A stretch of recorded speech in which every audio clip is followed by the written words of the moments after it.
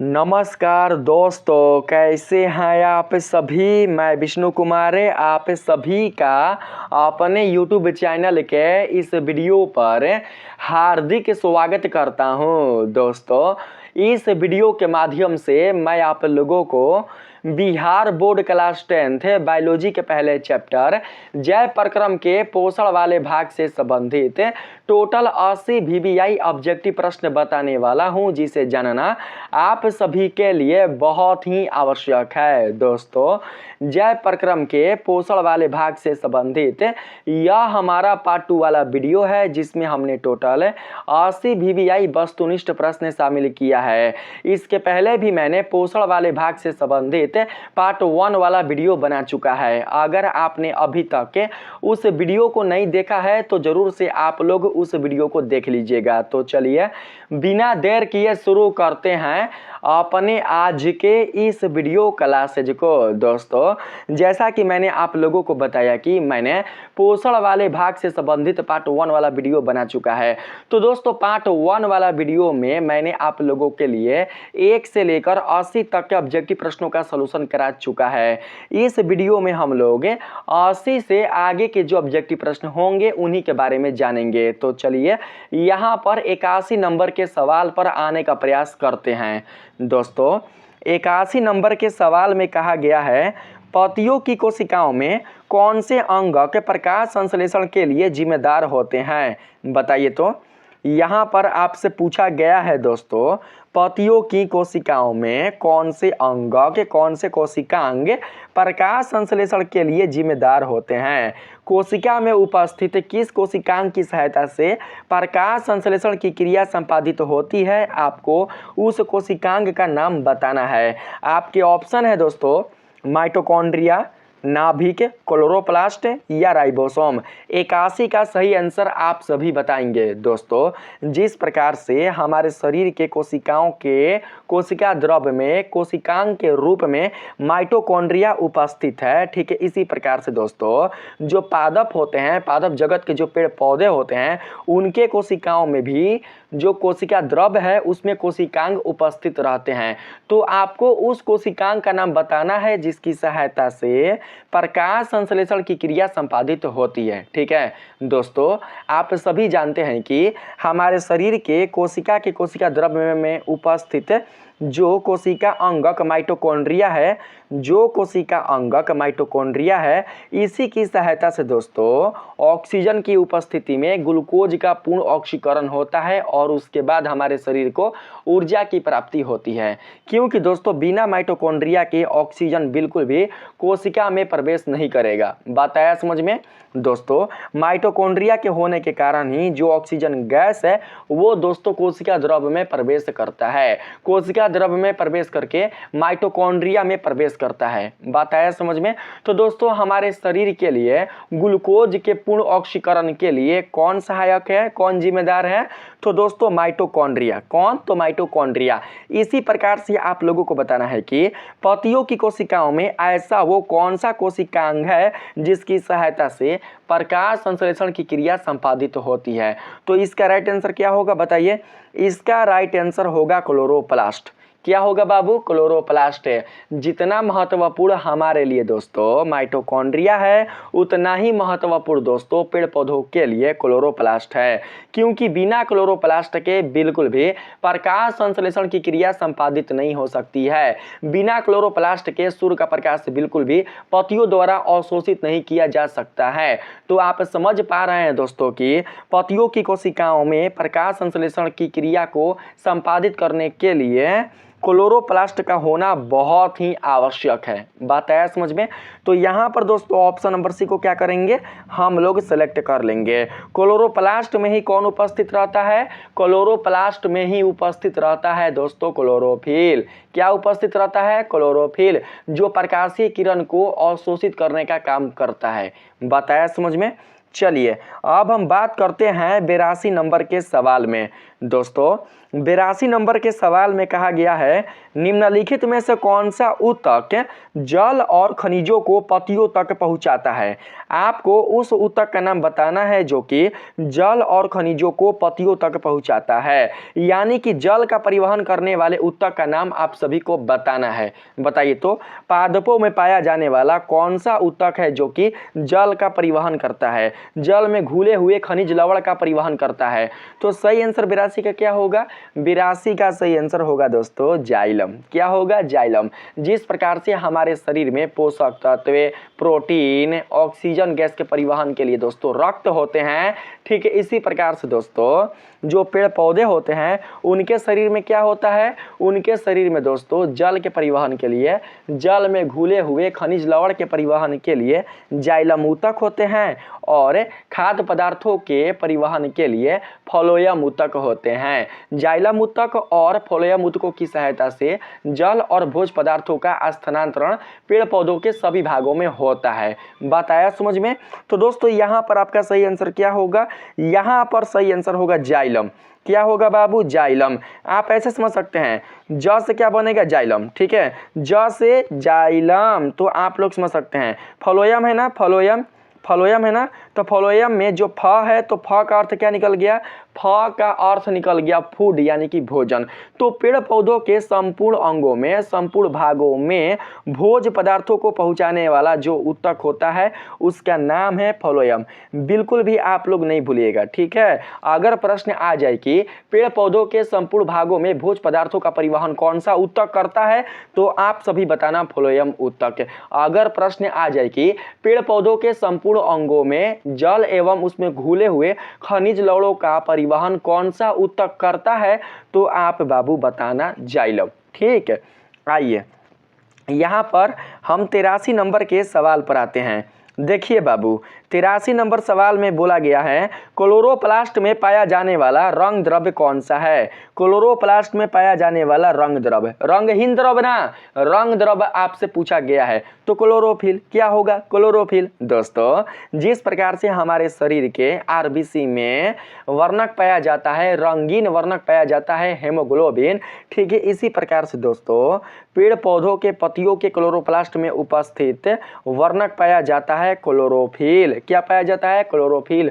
Chlorophyll के कारण ही प्रकाश की ऊर्जा का अवशोषण होता है और साथ ही पत्तियों का रंग हरा होता है। बात आया समझ में? तो सही आंसर क्या होगा 83 का? 83 का सही आंसर होगा ऑप्शन नंबर डी। आप सभी याद रखेंगे, जितना इंपॉर्टेंट हमारे शरीर के लिए हेमोग्लोबिन होता है, ठीक है दोस्तों, उतना ही इंपॉर्टेंट पेड़ पौधों के लिए क्लोरोफिल होता है। तो आप जान पाए। आइए अब हम बात करते हैं 84 नंबर के सवाल में। यहाँ पर कहा गया है पत्ती के ऊतकों का वह समूह जो गैसों के आदान प्रदान में सहायक होता है। बताइए, पत्ती के ऊतकों का वह समूह जो गैसों के आदान प्रदान में सहायक होता है उसे क्या कहते हैं? बताइए तो बाबू, पत्ती के ऊतकों का वह समूह, ऊतकों का समूह पूछा है, ऊतकों का समूह पूछा है, ऊतकों का वह समूह जो गैसों के आदान प्रदान में सहायक होता है उसे क्या कहते हैं? तो 84 का सही आंसर आप सभी बताएंगे। बताइए तो 84 का सही आंसर क्या होगा? 84 का सही आंसर हो जाएगा अस्पंजी ऊतक। क्या होगा? अस्पंजी ऊतक। ठीक है, 84 का यहाँ पर बिल्कुल राइट आंसर हो जाएगा ऑप्शन नंबर बी, यानी कि अस्पंजी ऊतक। हम लोग यहाँ पर ऑप्शन नंबर बी को ले लेंगे। ठीक है, यहाँ पर आप लोगों का बिल्कुल करेक्ट आंसर होगा। 85 नंबर के सवाल पर आते हैं। देखिए, इसमें बोला गया है पत्ती में वायु रंध्र सामान्यतः किस सतह पर अधिक होते हैं? पत्ती में, पेड़ पौधों के पत्तियों में वायु रंध्र सामान्यतः किस सतह पर अधिक होते हैं? ऊपरी सतह पर, निचली सतह पर, दोनों सतहों पर समान, या केवल मध्य भाग में? तो 85 का सही आंसर आप सभी बताएंगे। 85 का सही आंसर क्या होगा? 85 का सही आंसर होगा निचली सतह। क्या होगा? निचली सतह। ठीक है, 85 का बिल्कुल राइट आंसर होगा हमारा ऑप्शन नंबर बी। पत्ती में वायु रंध्र सामान्यतः पत्ती के निचली सतह पर अधिक होते हैं, इसलिए राइट आंसर होगा ऑप्शन नंबर बी। आप सभी याद रखेंगे। ठीक है, अगला जो प्रश्न है 86 नंबर, इसमें आप लोगों से पूछा गया है पत्ती की बाहरी परत क्या कहलाती है? यहाँ पर आप लोगों से पूछा गया है पत्ती की बाहरी परत क्या कहलाती है? बताएंगे आप सभी। ठीक है, पत्ती की बाहरी परत क्या कहलाती है, जरा बताएंगे आप लोग। ठीक है, कुछ चाहिए भैया? तो ये साइज के पटरवा अगवे हुई, अगवे अगवे है ना, रख लो बस वापस होइए। बताइए फटाफट बताइए तो, पत्ती की बाहरी परत क्या कहलाती है? पत्ती की जो बाहरी परत होती है वो कहलाती है एब्डीमर्स। क्या कहलाती है? एब्डीमर्स, यानी कि उपत्वचा। बताया समझ में? तो 86 का सही आंसर क्या हो जाएगा? 86 का सही आंसर होगा ऑप्शन नंबर ए। हमारी भी उपत्वचा होती है, हम जैसे जीवों की भी उपत्वचा होती है दोस्तों। अगर हम जैसे जीवों का ऊपरी त्वचा अगर छिल जाए या जल जाए तो उसके नीचे भी एक त्वचा दिखाई देता है। तो जो ऊपरी त्वचा है ना मुलायम वाला, जो मुलायम वाला ऊपरी त्वचा होता है उसी को कहा जाता है उपत्वचा, जिसे अंग्रेजी में एब्डीमर्स भी कहा जाता है। तो दोस्तों जैसा गुण हमारे शरीर में देखने को मिलता है ऐसा ही गुण दोस्तों लगभग पेड़ पौधों के शरीर में भी देखने को मिलता है। बात आया समझ में? फर्क यहाँ पर ये है कि जो देखिए ऊपरी जो त्वचा है वो दोस्तों हमारे शरीर के संपूर्ण अंगों में समान रहती है। कुछ कुछ अंगों में थोड़ा सा सख्त रहती है, थोड़ा सा दोस्तों मतलब खुरदरी रहती है, थोड़ा सा मोटा रहती है। लेकिन बाबू अगर हम बात करें पेड़ पौधों का, तो पेड़ पौधों के संपूर्ण अंगों में बिल्कुल भी जो उपत्वचा होती है वो मुलायम नहीं रहती। ठीक है, बात आया समझ में? तो चलिए ऑप्शन नंबर ए को सिलेक्ट करके आगे बढ़ते हैं। 87 नंबर सवाल में कहा गया है स्पंजी ऊतक की कोशिकाओं के बीच क्या होता है? स्पंजी ऊतक की कोशिकाओं के बीच क्या होता है? गाढ़ा द्रव, रंध्र, रिक्त स्थान या कठोर ऊतक? 87 का करेक्ट आंसर बताएंगे। 87 का करेक्ट आंसर क्या होगा? 87 का करेक्ट आंसर होगा रिक्त स्थान। क्या होगा? रिक्त स्थान। जो स्पंजी ऊतक होते हैं तो बाबू स्पंजी ऊतक की जो कोशिकाएं होते हैं उनके बीच रिक्त स्थान होता है। उन रिक्त स्थानों के माध्यम से ही वो ऑक्सीजन क्या होता है? ऑक्सीजन प्रवेश करता है।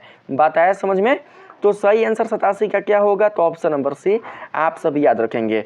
ऑक्सीजन रिक्त स्थानों के माध्यम से ही प्रवेश करता है पत्तियों में। ठीक है, क्योंकि जिस प्रकार से हमें जीवित रहने के लिए ऑक्सीजन की आवश्यकता होती है, ठीक है, इसी प्रकार से दोस्तों पेड़ पौधों को भी जीवित रहने के लिए ऑक्सीजन की आवश्यकता होती है, ना कि कार्बन डाइऑक्साइड की। इस बात को ध्यान से आप लोग समझना। ठीक है, आइए 88 नंबर के सवाल पर आते हैं। देखिए इसमें कहा गया है पत्ती के अंदर उपस्थित नसों यानी कि जो वाहिका होते हैं ना, वाहिका, उसकी बात यहाँ पर किया जा रहा है। पत्ती के अंदर उपस्थित नसों में कौन कौन से ऊतक पाए जाते हैं? बताइएगा, ऊतक का नाम बताना है। तो सही आंसर क्या होगा? आप सभी को पता है कि पत्ती के अंदर उपस्थित जो नसें होते हैं, जो वाहिका होते हैं, उस वाहिका में दोनों ऊतक पाए जाते हैं। कौन कौन? तो जाइलम वाला और फ्लोएम वाला। जाइलम और फ्लोएम दोनों ऊतक पाए जाते हैं, इसलिए 88 का right answer option number C होगा। आप सभी याद रखेंगे। ठीक है, देखिए यही ना है वाहिका का अनुप्रस्थ काट का चित्र। देखिए मान लेते हैं ये वाहिका है, पाइप है, ठीक ना, ये नली है, ये पाइप है। तो हाई है बाबू क्या? ये है अनुप्रस्थ काट। तो इसी में दोनों रहते हैं, ऊपर रहेगा फ्लोएम, नीचे रहेगा जाइलम, या फिर ऊपर रहेगा जाइलम और नीचे रहेगा फ्लोएम। तो दोनों ऊतक इसी में रहते हैं। तो आप लोग समझना, पत्ती के अंदर उपस्थित नसों में जाइलम और फ्लोएम ये दोनों ही ऊतक उपस्थित रहते हैं, इसलिए 88 का right answer option number C होगा। अगला प्रश्न है, वायु रंध्र से कौन सी गैस बाहर निकलती है? वायु रंध्र के माध्यम से कौन सी गैस बाहर निकलती है? तो 89 का करेक्ट आंसर यहाँ पर हो जाएगा ऑक्सीजन। क्या होगा? ऑक्सीजन। जब प्रकाश संश्लेषण की क्रिया में ऑक्सीजन की मात्रा बढ़ जाती है, बात है समझ में?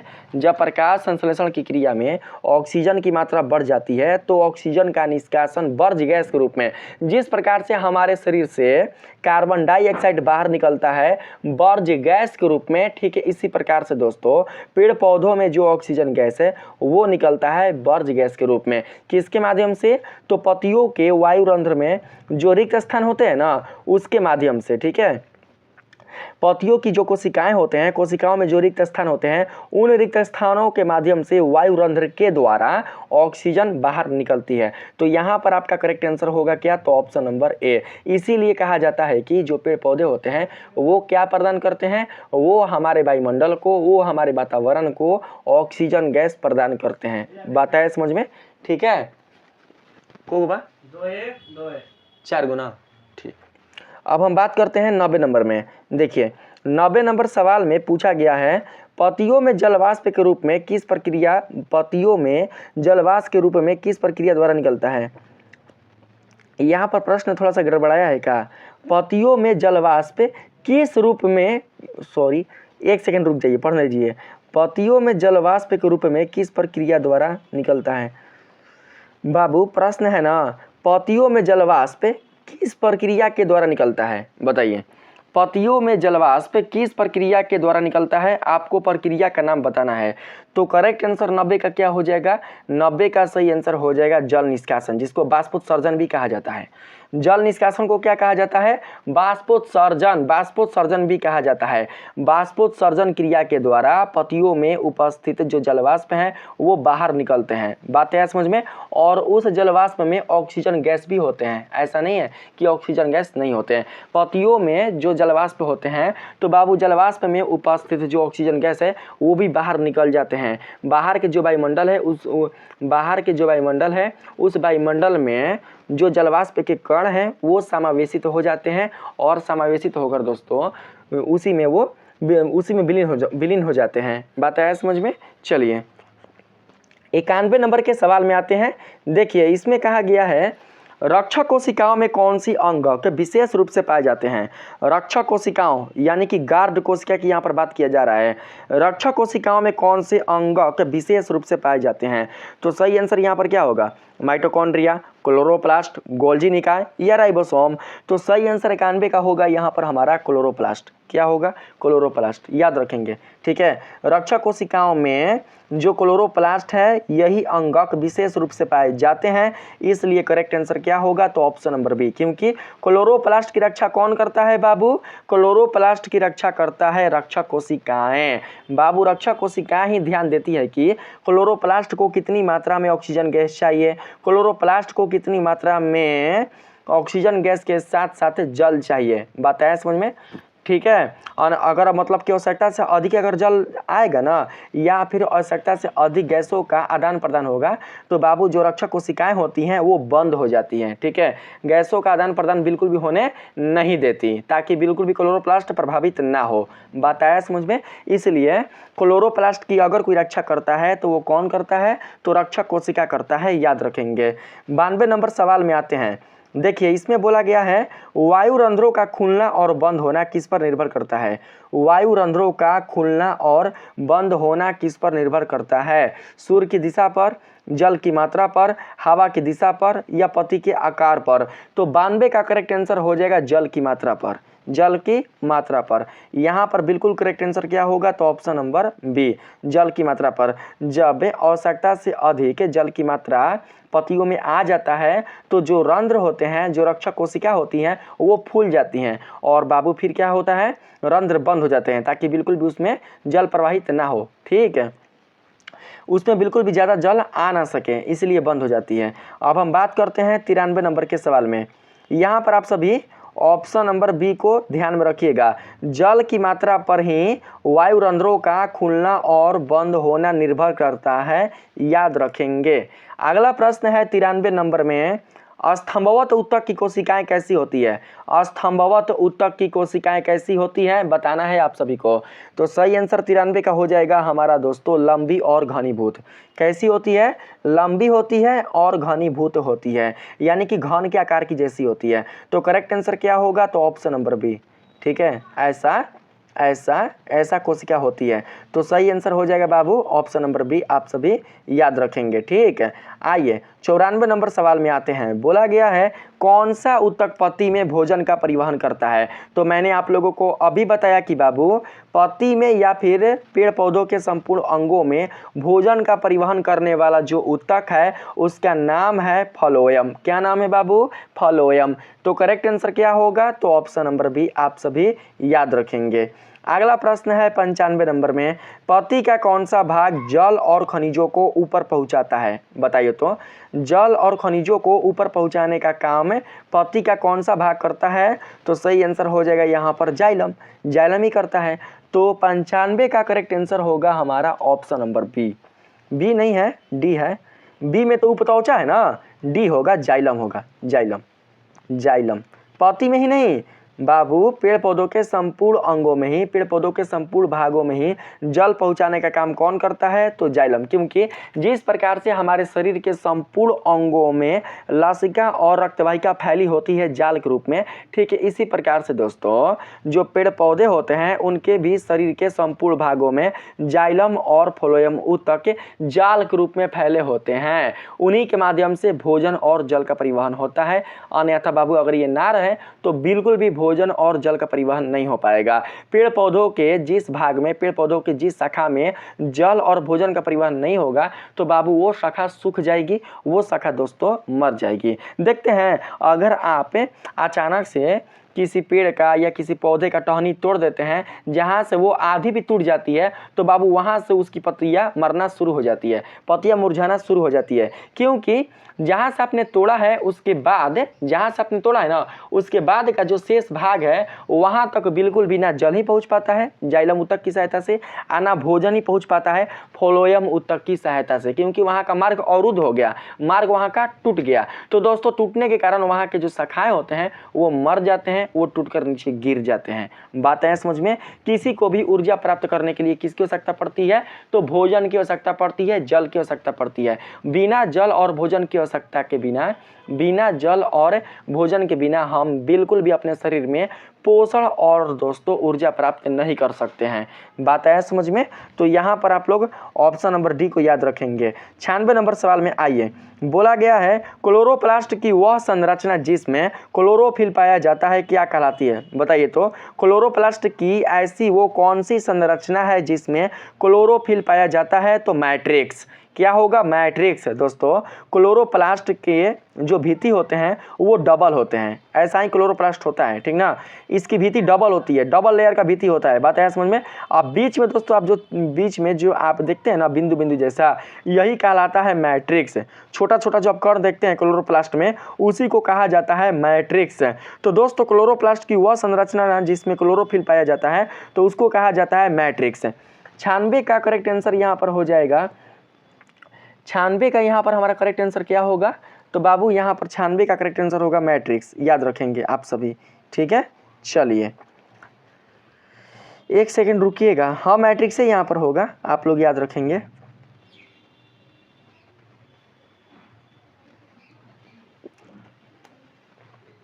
यहाँ पर आगे बढ़ने का प्रयास करते हैं 97 नंबर के सवाल में। देखिए इसमें बोला गया है थैलाकोइडों के ढेर को क्या कहते हैं? बताइए थैलाकोइडों के ढेर को क्या कहते हैं? तो बाबू थैलाकोइडों के ढेर को क्या कहा जाता है? तो 97 का जो करेक्ट आंसर होगा हमारा वो होगा ग्रेना, ठीक है। थैलाकोइडों के ढेर को कहा जाता है दोस्तों ग्रेना। यहाँ पर करेक्ट आंसर हो जाएगा ऑप्शन नंबर बी, आप सभी याद रखेंगे। 97 का यही सही आंसर होगा। 98 नंबर के सवाल में आते हैं, ग्रेना आपस में किसके द्वारा जुड़े होते हैं? ग्रेना आपस में किसके द्वारा जुड़े होते हैं? तो दोस्तों ग्रेना जो होते हैं वो आपस में जुड़े होते हैं किसके द्वारा? तो स्ट्रोमा के द्वारा। किसके द्वारा? स्ट्रोमा के द्वारा, ठीक है, जो एक वाहिका प्रदान करती है। स्ट्रोमा एक वाहिका है, ठीक है, स्ट्रोमा के द्वारा ही ग्रेना आपस में जुड़े होते हैं। बात आया समझ में? तो यहाँ पर आप लोग स्ट्रोमा ले लीजिएगा। ऑप्शन नंबर ए बिल्कुल करेक्ट आंसर होगा 98 का, याद रखेंगे। 99 नंबर के सवाल में आते हैं, ग्रेना क्या होता है पता है? ग्रेना बाबू देखिए, ग्रेना जो होता है वो पाया जाता है क्लोरोप्लास्ट में।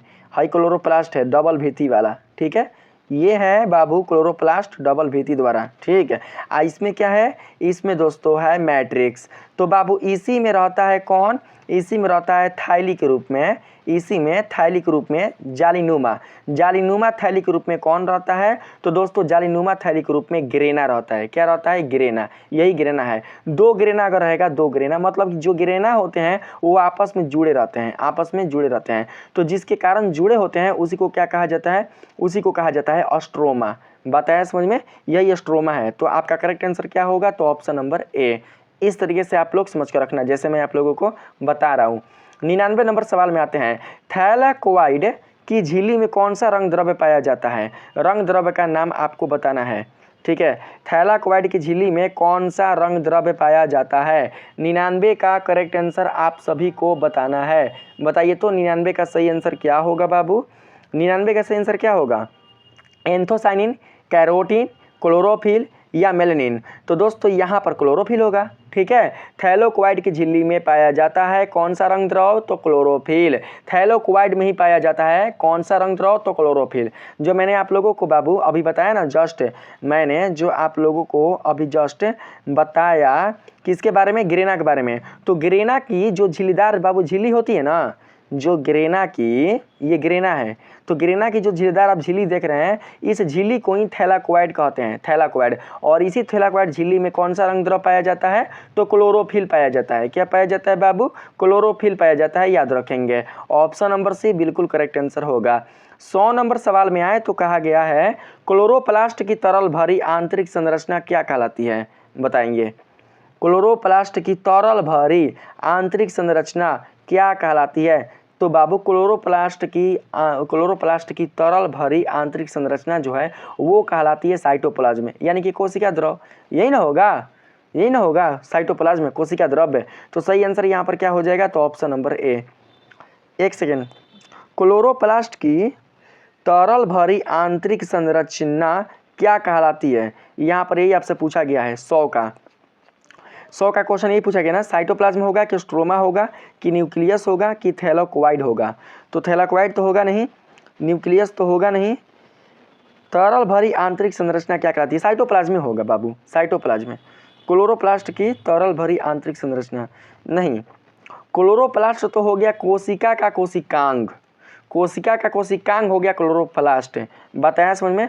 तरल भरी आंतरिक संरचना, ऑस्ट्रोमा ले लीजिए, ऑस्ट्रोमा क्या होगा? ऑस्ट्रोमा। ऑस्ट्रोमा या मैट्रिक्स एक ही चीज होता है, ऑस्ट्रोमा ले लीजिए, ऑप्शन नंबर बी होगा, ऑस्ट्रोमा करेक्ट आंसर होगा 100 का, ऑस्ट्रोमा। ठीक ना। आइए 101 नंबर के सवाल पर आते हैं। कहा गया है दोस्तों यहाँ पर आप लोगों से, प्रकाश संश्लेषण की प्रकाश पराश्रित क्रिया होती है, प्रकाश संश्लेषण की प्रकाश पराश्रित क्रिया कहाँ होती है? मैट्रिक्स में, ग्रेना में, न्यूक्लियस में या साइटोप्लाज्म में? तो ग्रेना में, क्योंकि ग्रेना में क्या होता है? ग्रेना में ही दोस्तों, ग्रेना में ही दोस्तों होता है क्लोरोफिल। बताया समझ में? तो प्रकाश संश्लेषण की प्रकाश पराश्रित जो क्रिया है वो होता है ग्रेना में। तो आप सभी याद रखेंगे, ऑप्शन नंबर बी बिल्कुल करेक्ट आंसर होगा। ठीक है, आप लोग याद रखेंगे, यहाँ पर ग्रेना ही होगा, क्योंकि ग्रेना में ही क्लोरोफिल वाला वर्णक पाया जाता है। ऑप्शन नंबर बी बिल्कुल करेक्ट आंसर होगा। यहाँ पर 102 नंबर के सवाल में आते हैं। यहाँ पर बोला गया है क्लोरोप्लास्ट किस प्रकार की झिल्ली से घिरा होता है? तो दोहरी झिल्ली से। मैंने बताया ना बाबू, ये क्लोरोप्लास्ट है तो डबल झिल्ली से घिरा रहता है क्लोरोप्लास्ट ना, दोहरी झिल्ली से घिरा रहता है। तो सही आंसर क्या होगा? तो ऑप्शन नंबर बी आप सभी याद रखेंगे, दोहरी झिल्ली से। अगला प्रश्न है यहाँ पर, ऑस्ट्रोमा में कौन सी क्रिया होती है? ऑस्ट्रोमा में कौन सी क्रिया होती है? तो सही आंसर हो जाएगा प्रकाश पराश्रित क्रिया। कौन सी क्रिया? प्रकाश पराश्रित क्रिया, क्योंकि प्रकाश संश्लेषण की क्रिया होती है किसमें? तो बाबू क्लोरोप्लास्ट में। क्लोरोप्लास्ट में कौन होता है? तो स्ट्रोमा। तो आप समझ सकते हैं कि स्ट्रोमा में कौन सी क्रिया होती है? तो प्रकाश पराश्रित क्रिया, ना कि प्रकाश स्वतंत्र क्रिया। यहाँ पर ऑप्शन नंबर ए बिल्कुल करेक्ट आंसर होगा, प्रकाश पराश्रित क्रिया। ठीक है, अब हम बात करते हैं आगे। देखिए आगे यहाँ पर कौन सा बाबू क्वेश्चन है? 104 नंबर। ग्रेना का मुख्य कार्य क्या है? बताइए। तो ग्रेना का मुख्य कार्य, ग्रेना का मुख्य कार्य है प्रकाश संश्लेषण की प्रारंभिक क्रिया, यानी प्रकाश संश्लेषण क्रिया को प्रारंभ करना। प्रकाश संश्लेषण की क्रिया को प्रारंभ करने का काम ही किसका है? तो ग्रेना का। करेक्ट आंसर क्या होगा? तो 104 का ऑप्शन नंबर सी आप सभी याद रखेंगे। 104 का ऑप्शन नंबर सी बिल्कुल करेक्ट आंसर होगा, आप सभी याद रखेंगे, क्योंकि ग्रेना में क्या होता है? क्लोरोफिल। ठीक है, 105 नंबर सवाल में आते हैं। इसमें दोस्तों आप लोगों से पूछा गया है थैलाक्वाइड और ग्रेना किस कोशिकांग का भाग है? माइटोकॉन्ड्रिया का, न्यूक्लियस का, क्लोरोप्लास्ट का? तो क्लोरोप्लास्ट का भैया, क्लोरोप्लास्ट वाले कोशिकांग का भाग है कौन? तो थैलाक्वाइड और ग्रेना, थैलाक्वाइड और ग्रेना। तो यहाँ पर बिल्कुल करेक्ट आंसर क्या होगा? तो ऑप्शन नंबर सी आप सभी याद रखेंगे। ठीक है, चलिए अब हम बात करते हैं 106 नंबर के सवाल में। इसमें कहा गया है दोस्तों प्रकाश संश्लेषण की वह क्रिया जो सूर्य के प्रकाश में होती है क्या कहलाती है? तो प्रकाश अभिक्रिया। प्रकाश संश्लेषण की वह क्रिया जो सूर्य के प्रकाश की उपस्थिति में होती है उसे कहा जाता है प्रकाश अभिक्रिया। तो करेक्ट आंसर होगा ऑप्शन नंबर सी, आप सभी याद रखेंगे। अगला प्रश्न है बाबू यहाँ पर, प्रकाश रासायनिक क्रिया में कौन सी गैस उत्पन्न होती है? प्रकाश रासायनिक क्रिया में उत्पन्न होने वाला गैस का नाम है ऑक्सीजन, क्योंकि प्रकाश संश्लेषण की क्रिया संपादित करने के लिए आवश्यकता पड़ती है किसकी? तो कार्बन डाइऑक्साइड गैस की। ठीक है, तो जब आवश्यकता पड़ती है कार्बन डाइऑक्साइड गैस की, तो क्या उत्पन्न भी कार्बन डाइऑक्साइड गैस ही करेगा? नहीं ना, क्या करता है? तो ऑक्सीजन गैस। 107 का बिल्कुल करेक्ट आंसर हमारा होगा बाबू ऑप्शन नंबर सी, आप सभी याद रखेंगे। ठीक है, किसी भी प्रश्न को आप लोग बिल्कुल भी मिस नहीं करिएगा। अगला प्रश्न है 108 नंबर में, प्रकाश क्रिया के दौरान ऊर्जा किस रूप में संग्रहित होती है? बताइए, प्रकाश क्रिया के दौरान जो ऊर्जा होती है वो किस रूप में संग्रहित होती है? तो एटीपी और NADPH के रूप में। किस रूप में बाबू? एटीपी और NADPH के रूप में संग्रहित होती है। इसे ही ऊर्जा मुद्रा कहा जाता है। ऐसा एटीपी हमारे शरीर में भी बनता है। तो 108 का करेक्ट आंसर क्या होगा? तो ऑप्शन नंबर बी आप सभी याद रखेंगे। अगला प्रश्न है, डार्क रिएक्शन का मुख्य स्थल कौन सा होता है? बताइए, डार्क रिएक्शन का मुख्य स्थल कौन सा होता है? ग्रेना, न्यूक्लियस, ऑस्ट्रोमा या थैलाकोइड? तो सही आंसर 109 का हो जाएगा हमारा ऑस्ट्रोमा। क्या होगा? ऑस्ट्रोमा। ऑस्ट्रोमा ही डार्क रिएक्शन का मुख्य स्थल है। तो सही आंसर होगा हमारा ऑप्शन नंबर सी, आप सभी याद रखेंगे। ठीक है, 110 नंबर सवाल में कहा गया है, डार्क रिएक्शन को और किस नाम से जाना जाता है? बताइए, डार्क रिएक्शन को और किस नाम से जाना जाता है? तो इसका सही आंसर जो होगा 110 का, वो होगा कैल्विन चक्र। कैल्विन चक्र के नाम से जाना जाता है। कैल्विन चक्र में क्या होता है कि बाबू, कैल्विन चक्र में क्या होता है कि जो ऑक्सीकरण है ना, ऑक्सीकरण वो बहुत ही बाबू अपूर्ण होता है, पूर्ण बिल्कुल भी नहीं होता है।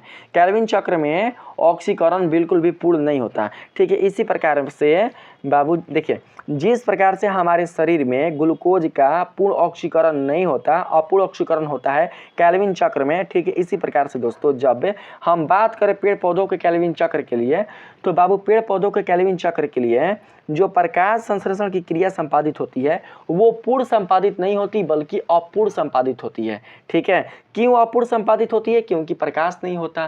प्रकाश के कारण ही, प्रकाश की उपस्थिति के कारण ही, प्रकाशीय ऊर्जा के कारण ही जो पेड़ पौधों की पत्तियां होती हैं वो दोस्तों पूर्णतः प्रकाश संश्लेषण की क्रिया संपादित करती है। बात आया समझ में? तो यहाँ पर कैल्विन चक्र होगा 110 का। समझ में आ रहा है आप लोगों को? ठीक है, देखिए, अपूर्ण ऑक्सीकरण को कहा जाता है क्या? तो बाबू अपूर्ण ऑक्सीकरण को कैल्विन चक्र कहा जाता है। यहाँ पर 111 नंबर के सवाल में आते हैं। इसमें बोला गया है NADP का पूरा नाम क्या है? NADP का पूरा नाम पूछ दिया है। अगर आ जाएगा आपके एग्जाम में NADP का पूरा नाम क्या है तो क्या बताओगे? तो इसका सही आंसर मैं आप लोगों को बता रहा हूँ। इसका जो सही आंसर होगा वो होगा ऑप्शन नंबर बी, यानी कि नाइकोटाइनामाइड एडेनिन ड्यूनोसिलोटाइड फास्फेट। सही आंसर होगा ऑप्शन नंबर बी, आप सभी याद रखेंगे। ठीक है, यही होगा बाबू, याद रखना। ठीक है, अगर PDF चाहिए तो PDF ले लीजिएगा। मेरे वीडियो के जो डिस्क्रिप्शन बॉक्स है उसमें आप लोगों को मिल जाएगा, लिंक पर क्लिक कीजिएगा, आप लोगों को बाबू PDF मिल जाएगा। लेकिन हाँ, आपको कौन सा वीडियो देखना है? आपको पोषण वाले भाग से संबंधित लास्ट वीडियो देखना है। जो लास्ट वाला भाग होगा ना, ये तो पार्ट 2 वाला है, पार्ट 1 वाला वीडियो मैंने बना चुका है। तो जो लास्ट वाला वीडियो होगा उसी में आप लोगों को लिंक मिलेगा, लिंक पर क्लिक कीजिएगा, वहां से आपको मुफ्त में बिना किसी पैसा के, बिना किसी कॉस्ट के PDF मिल जाएगा। बात आया समझ में? जिसमें आपके सारे प्रश्न भी रहेंगे और उन प्रश्नों का उत्तर भी रहेंगे। ठीक है, बिना किसी पैसा के, कोई पैसा ना। अगला प्रश्न है 112 नंबर में दोस्तों। यहाँ पर आप लोगों से पूछा गया है, प्रकाश संश्लेषण की प्रकाश स्वतंत्र क्रिया में, प्रकाश संश्लेषण की प्रकाश स्वतंत्र क्रिया में कौन सी गैस का उपभोग होता है? कौन सी गैस का उपभोग होता है? तो कार्बन डाइऑक्साइड गैस का उपभोग होता है। इसलिए 112 का correct answer option number C होगा, आप सभी याद रखेंगे। ठीक है, आइए 113 नंबर सवाल में आए तो बाबू इसमें कहा गया है, प्रकाश रासायनिक क्रिया में कौन सा घटक हाइड्रोजन आयन को ग्रहण करता है? प्रकाश रासायनिक क्रिया में कौन सा घटक हाइड्रोजन आयन को ग्रहण करता है? घटक का नाम बताना है। तो सही आंसर होगा 113 का यहाँ पर दोस्तों NADP।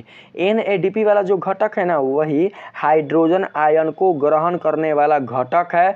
तो सही आंसर होगा ऑप्शन नंबर सी NADPG ना PH ना NADP जब हाइड्रोजन आयन को ग्रहण कर लेता है तब जाकर बनता है NADPH। क्या बनता है? NADPH। तो याद रखना, ठीक है। चलिए आगे है 114 नंबर में बाबू, प्रकाश संश्लेषण को प्रभावित करने वाला एक प्रमुख कारक कौन सा है? बताइए, प्रकाश संश्लेषण की क्रिया को प्रभावित करने वाला इनमें से कौन सा एक प्रमुख कारक है? तो तापमान। क्या होगा? तापमान, टेम्परेचर। 114 का सही आंसर होगा ऑप्शन नंबर बी। आप सभी याद रखेंगे। सूर्य की प्रकाश अगर पेड़ पौधों को कम मिलेगा तो प्रकाश संश्लेषण की क्रिया धीमी गति से बाबू संपादित होगी। अगर सूर्य का प्रकाश बिल्कुल भी अगर कम नहीं मिलेगा, ज़्यादा मिलेगा, सूर्य के प्रकाश का तापमान अगर पर्याप्त रहेगा तो प्रकाश संश्लेषण की क्रिया बहुत ही तेजी से संपादित होगी। ठीक, चलिए नेक्स्ट प्रश्न में आते हैं। इसमें कहा गया है प्रकाश संश्लेषण सामान्यतः कितने डिग्री सेल्सियस तापमान तक प्रभावी रहता है? बताइए। तो 40 डिग्री सेल्सियस तक प्रभावित रहता है। याद रखना, अगर जैसे ही सूर्य के प्रकाश का तापमान 40 डिग्री सेल्सियस से आगे बढ़ जाता है, उससे अधिक हो जाता है, तो प्रकाश संश्लेषण की क्रिया मंद हो जाती है। प्रकाश संश्लेषण की जो क्रिया होती है वो बिल्कुल भी तेज गति से संपादित नहीं होती। बात आया समझ में? क्योंकि पत्तियों के जो रंध्र होते हैं, पत्तियों के जो द्वार कोशिकाएं होते हैं, वो क्या करते हैं कि रंध्रों को बंद कर लेते हैं।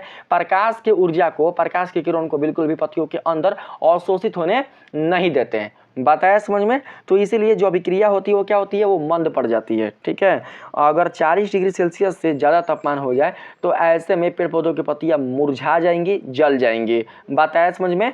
दोस्तों 40 डिग्री सेल्सियस हमारा शरीर नहीं सहता तो पेड़ पौधे कहाँ से सहेंगे? आप ही बताइए। फिर भी सहते हैं, उससे ज़्यादा ही सेल्सियस के तापमान पेड़ पौधे सहते हैं, ऐसा नहीं है कि नहीं सहते हैं। ठीक है, तो यहाँ पर आप लोग समझना, प्रकाश संश्लेषण सामान्यतः 40 डिग्री सेल्सियस तापमान तक प्रभावी रहता है, उससे ज़्यादा बिल्कुल भी नहीं रहता।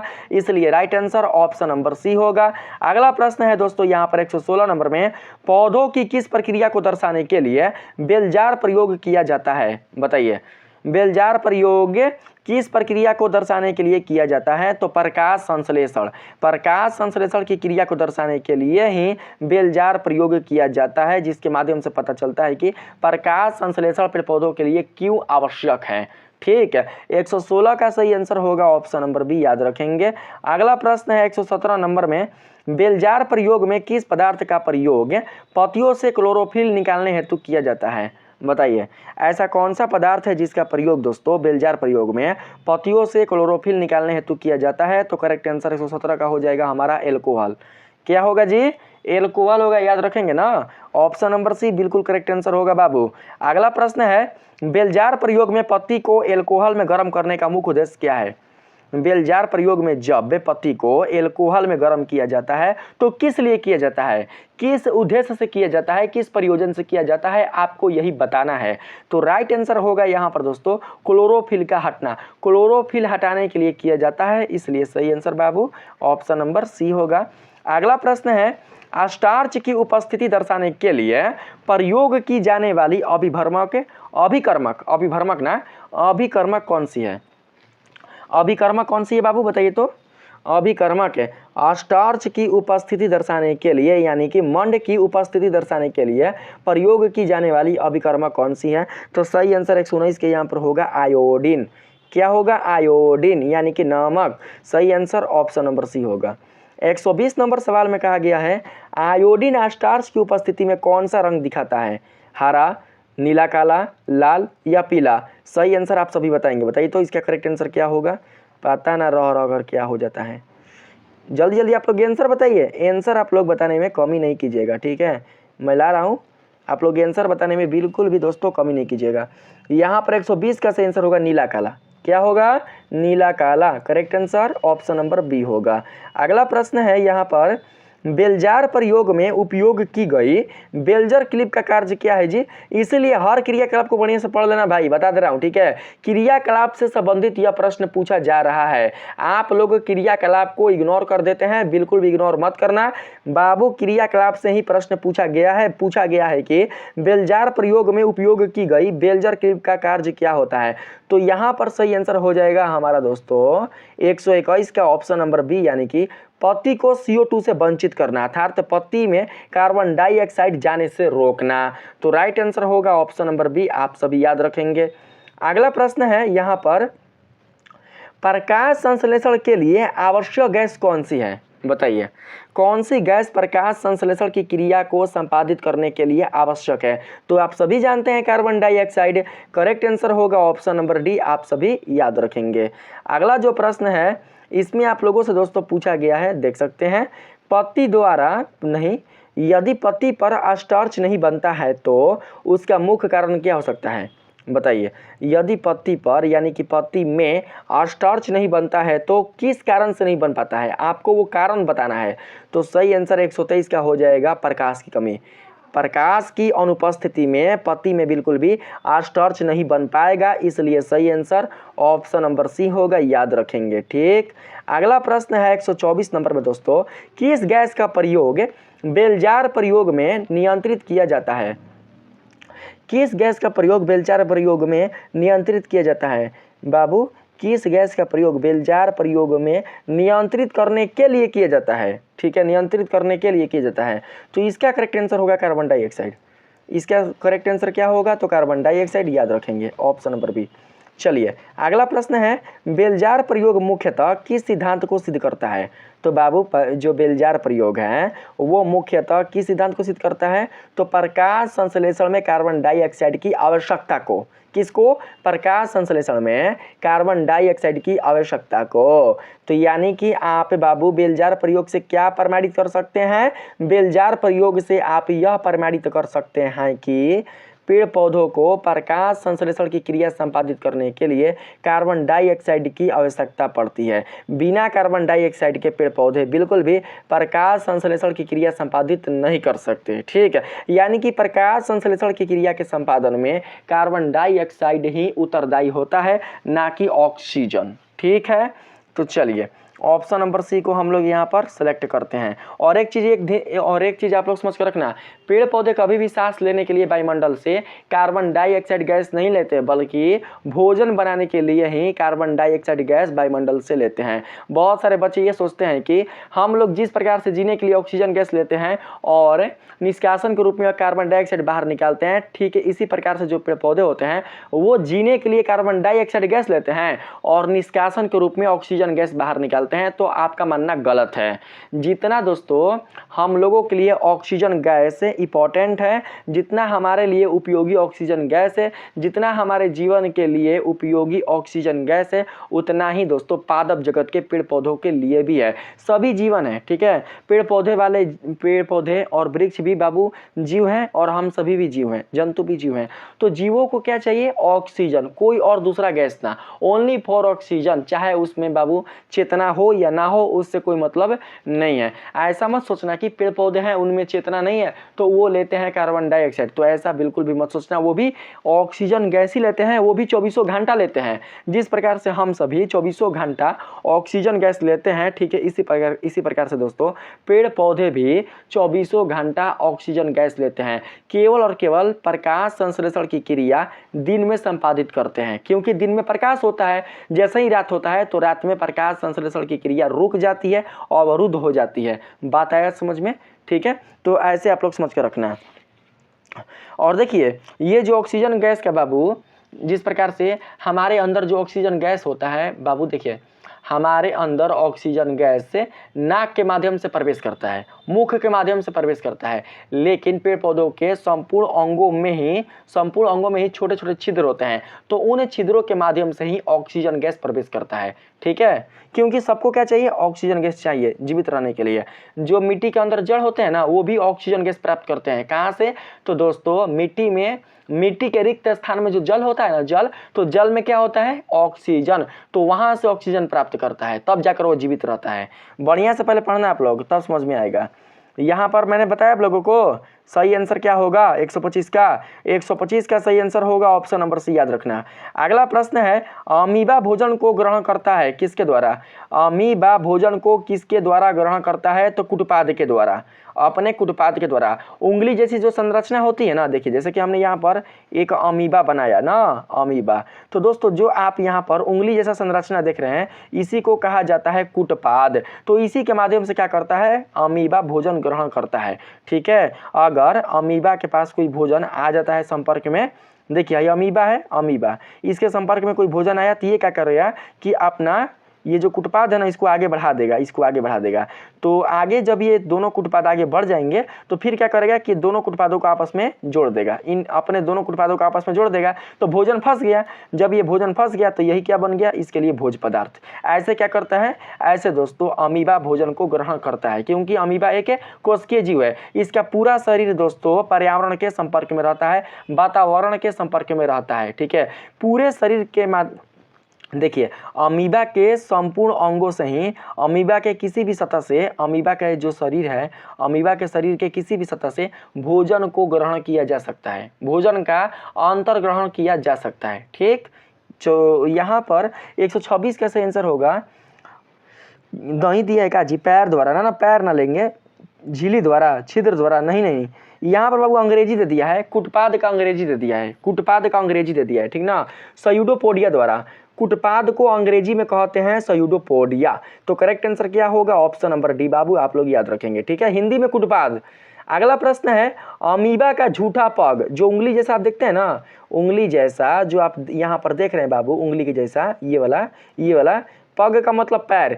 तो ये क्या है? देखिए इसी के माध्यम से अमीबा चलता है। इसके ये सच है कि इसके माध्यम से अमीबा चलता है। तो बाबू ये जो भी आप यहाँ पर जो पग देख रहे हैं इसका, तो ये केवल चलने के लिए ही उपयुक्त नहीं है, बल्कि भोजन को फंसाने के लिए भी उपयुक्त हैं। इनके माध्यम से भोजन फंस भी सकता है। ठीक है, इनके माध्यम से ही भोजन का अंतर्ग्रहण होता है। तो दोस्तों यहाँ पर बोला गया है अमीबा का झूठा पग, यानी कि जो अमीबा का उंगली जैसी संरचना है ना, जो कुटपाद है ना, वो किसके कार्य में सहायक होता है? तो गति और भोजन ग्रहण में, यानी कि अमीबा को एक स्थान से दूसरे स्थान तक ले जाने में और भोजन का अंतर्ग्रहण करने में। तो 127 का क्या होगा?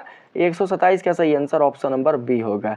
ठीक है, यहाँ पर अगला प्रश्न है, भोजन कण को घेरे जाने की प्रक्रिया को क्या कहते हैं? बाबू जब अमीबा भोजन के कण को चारों तरफ से घेर लेता है, अपने कुटपाद के माध्यम से भोजन को फंसा लेता है, तो इस क्रिया को क्या कहते हैं? इस क्रिया को कहते हैं फागोसाइटिस। फागोसाइटोसिस, साइटिस ना, फागोसाइटोसिस कहते हैं। क्या कहते हैं? फागोसाइटोसिस कहते हैं। तो 128 का सही आंसर होगा ऑप्शन नंबर सी, आप सभी याद रखेंगे। ठीक है, अगला प्रश्न है 129 नंबर में, अमीबा में भोजन ग्रहण की प्रक्रिया किस प्रकार की है? अमीबा में भोजन ग्रहण की प्रक्रिया किस प्रकार की है? निष्क्रिय, सक्रिय, अर्ध सक्रिय या वैकल्पिक? तो बाबू हो जाएगा 129 का करेक्ट आंसर सक्रिय। क्या है? सक्रिय, क्योंकि अमीबा क्या है दोस्तों? सक्रिय है, खुद से भोजन को ग्रहण करता है, खुद से भोजन को पाता है। बताया समझ में? तो यहाँ पर ऑप्शन नंबर बी होगा। अगला है 130 नंबर में, अमीबा द्वारा भोजन ग्रहण की प्रक्रिया में सबसे पहले क्या बनता है? बाबू जब अमीबा अपने कुटपाद के माध्यम से भोजन को ग्रहण कर लेता है, भोजन को फंसाकर अपने पास बाबू जब भोजन को ले लेता है, तो भोजन ग्रहण की प्रक्रिया में सबसे पहले क्या बनता है? तो सबसे पहले जो बनता है वो बनता है खाद्य रिक्तिका। क्या बनता है? खाद्य रिक्तिका। बात समझना। 130 का करेक्ट आंसर क्या होगा? Option number C. देखो ये बाबू मान लेते हैं ये अमीबा है, ठीक है, यहाँ पर बाबू एक भोजन है, ये इसने क्या किया कि अपना दोनों पग बढ़ा दिया और इसे जोड़ दिया, दोनों कुटपाद आगे बढ़ गए और ये एक दूसरे के साथ जुड़ गए। तो ये जो आप खाली स्थान देख रहे हैं ना, जो आप यहाँ पर खाली स्थान देख रहे हैं, इसको कहते हैं खाद्य रिक्तिका। रिक्तिका मतलब खाली स्थान। इस खाली स्थान में कौन है? तो इस खाली स्थान में खाना यानी कि भोजन के कण हैं, तो इसी को कहेंगे खाद्य रिक्तिका। बात है समझ में? तो सही आंसर क्या होगा? तो ऑप्शन नंबर सी याद रखेंगे। अगला प्रश्न है दोस्तों, अमीबा भोजन को पचाता है किस रूप से? बाह्य रूप से, झिल्ली पर, खाद्य रिक्तिका के अंदर या कोशिका द्रव्य में? तो सही आंसर होगा कोशिका द्रव्य में। कोशिका द्रव्य में अमीबा भोजन को पचाता है। 131 का करेक्ट आंसर क्या होगा? 131 का करेक्ट आंसर कोशिका द्रव्य नहीं है जी, देखिए अमीबा का पूरा शरीर है कोशिका द्रव है, अमीबा का पूरा शरीर है कोशिका द्रव, केवल एगो केंद्रक होता है। खाद्य रिक्तिका के अंदर, खाद्य रिक्तिका के अंदर, बताया समझ में, खाद्य रिक्तिका के अंदर भोजन को पचाता है। जब भोजन पच जाता है ना, जब भोजन पच जाता है ना बाबू, आप भोजन का पचा हुआ जो भाग होता है वही दोस्तों चला आता है कहाँ, तो वही चला आता है कोशिका द्रव्य में। किस में? कोशिका द्रव्य में। बताया समझ में। देखिए देखिए, अरे देखिए बाबू, मान लेते हैं ये है अमीबा, ठीक है, और यहाँ पर मान ले चलते हैं भोजन को फंसाया है, यहाँ पर ये भोजन है, ये क्या है, ये भोजन है, हाई खाद्य रिक्तिका है, खाद्य रिक्तिका। तो दोस्तों यही में भोजन का पाचन होगा, यही में जब भोजन का पाचन हो जाएगा तो पचा हुआ जो भोजन होगा, भोजन का पचा हुआ जो भाग होगा वो जाएगा कहाँ पर, तो कोशिका द्रव्य में, क्योंकि ये सब क्या है, कोशिका द्रव्य है। ये सब क्या है, ये जो आप क्षेत्र देख रहे हैं ये क्षेत्र क्या है, कोशिका द्रव्य। तो खाद्य रिक्तिका से बाहर निकलकर जो भोजन होगा वो प्रवेश कर जाएगा कहाँ, तो दोस्तों कोशिका द्रव्य में, और फिर कोशिका द्रव्य से होते हुए केंद्रक में। बताया समझ में, ऐसे, ठीक है। इसमें जो अपच वाला भोजन होगा, जो बिना पचा हुआ भोजन होगा, जो वर्ज्य भोजन होगा, जो बेकार भोजन होगा, जो कि पचा नहीं है, वो क्या होगा, वो धीरे धीरे दोस्तों किनारे पर लग जाएगा। फुटपाथ का जो आप किनारा देख रहे हैं ना, जो यहाँ पे हाई फुटपाथ का जो आप किनारा देख रहे हैं, किनारवा में आके जाके लग जाएगा, ठीक है। क्योंकि जो बिना पचा हुआ भोजन के कण होते हैं, बिना पचे हुए भोजन के जो कण होते हैं, जो वर्ज्य पदार्थ वाले कण होते हैं, पचने के बाद बचे हुए जो कण होते हैं उसका जो भार होता है वो कोशिका द्रव्य के भार से ज़्यादा हो जाता है। इसलिए दोस्तों क्या होता है, इसलिए वो तैर कर वो किनारे आ जाता है, और फिर क्या होता है कि जो खाद्य रिक्तिका है वो फट जाता है, और जो बिना पचा हुआ भोजन है वो अमीबा से बाहर निकल जाता है। इस प्रकार से अमीबा उत्सर्जन करता है, यानी कि वर्ज्य पदार्थ का निष्कासन करता है। बात को समझना। तो खाद्य रिक्तिका को ले लीजिएगा, ठीक है। खाद्य रिक्तिका के अंदर अमीबा में भोजन का पाचन होता है। अगला प्रश्न है, फूड वैक्यूल यानी कि खाद्य रिक्तिका में क्या होता है, भोजन का पाचन। भैया खाद्य रिक्तिका में क्या होता है, पूछा ये है कि क्या होता है, तो भोजन, लेकिन भोजन नहीं दिया है, जल, गैस, एंजाइम, ऑक्सीजन। तो भोजन को पचाने वाला एंजाइम होता है। 132 का करेक्ट आंसर होगा ऑप्शन नंबर सी। जिस प्रकार से हमारे शरीर में एंजाइम होते हैं, ठीक इसी प्रकार से दोस्तों जो अमीबा है उसके खाद्य रिक्तिका में भी एंजाइम होते हैं, तभी ना भोजन का पाचन हो रहा है। बिना एंजाइम के भोजन का पाचन नहीं हो सकता। बात आया समझ में। तो एंजाइम होते हैं, याद रखिएगा। अगला प्रश्न है, अमीबा की पोषण विधि को क्या कहते हैं। अमीबा की पोषण विधि को कहा जाता है परपोषी। क्या कहा जाता है, परपोषी। क्योंकि अमीबा जो है वो किसी दूसरे पर डिपेंड है, अपने से भोजन बिल्कुल भी बनाता नहीं है। अपने से ग्रहण करता है लेकिन भोजन खुद नहीं बनाता। हर जीव अपने से भोजन को ग्रहण करता है, हर जीव ही अपने से भोजन को ग्रहण करता है, लेकिन अपने से बनाता नहीं, सिवाय किसके, तो पादप जगत के पेड़ पौधों के अलावा, ठीक है। पादप जगत के जो वृक्ष होते हैं उनके अलावा बाबू कोई भी जीव अपना भोजन स्वयं से नहीं बनाते, ठीक है, दूसरों पर निर्भर रहते हैं। तो यहाँ पर करेक्ट आंसर क्या होगा, तो ऑप्शन नंबर बी, परपोषी। अगला प्रश्न है, पूछेगा प्रश्न में अमीबा कौन सा जीव है, एकाकोशिकीय, बहुकोशिकीय या इनमें से कोई नहीं। तो आप बताना एकाकोशिकीय। अमीबा एक एकाकोशिकीय जीव है, ठीक है। अमीबा में भोजन के अंतर्ग्रहण के लिए क्या कोई विशिष्ट अंग होते हैं, तो आप बताना नहीं।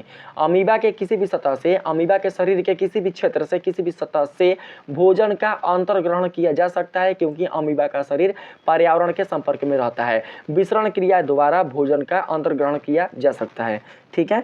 यहाँ पूछा गया है अमीबा के भोजन ग्रहण की क्रिया, कहा गया है बाबू अमीबा के भोजन ग्रहण की प्रक्रिया को कौन सा शब्द दर्शाता है। तो यहाँ पर शब्द का नाम बताना है। Pinocytosis, phagocytosis, endocytosis, exocytosis. कौन रोग है कार्य मुद्दे 134 का सही आंसर क्या होगा, यहाँ पर एंडोसाइटोसिस, रोग नहीं है, ठीक है। अमीबा के भोजन ग्रहण करने की प्रक्रिया है, ठीक है। अमीबा के भोजन ग्रहण करने की प्रक्रिया कहलाती है एंडोसाइटोसिस। तो correct answer option number C होगा। अगला प्रश्न है, अमीबा का पाचन किसके माध्यम से होता है। तो दोस्तों अमीबा का जो पाचन, अमीबा में भोजन का जो पाचन है वो होता है पाचक रसों के द्वारा। किसके द्वारा, पाचक रसों के द्वारा, जो एंजाइम के रूप में जाने जाते हैं। 135 का करेक्ट आंसर होगा ऑप्शन नंबर ए, ठीक है। जैसा रस हमारे अमाशय में होता है वैसा ही रस दोस्तों अमीबा में भी होता है।